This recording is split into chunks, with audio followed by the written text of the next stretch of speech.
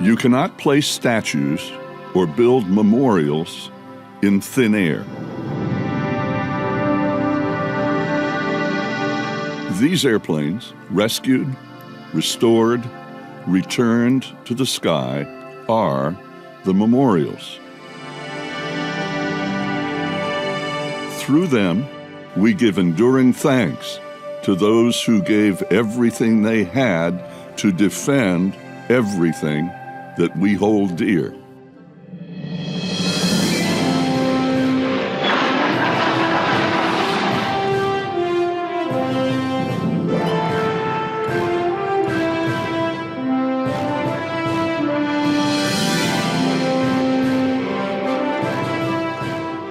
By sharing them, we remind each other of the sacrifice.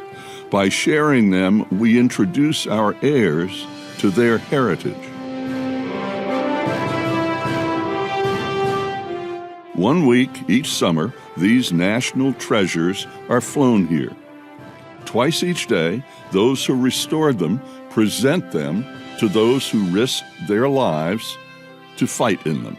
And those who really did it tell the rest of us how it really was.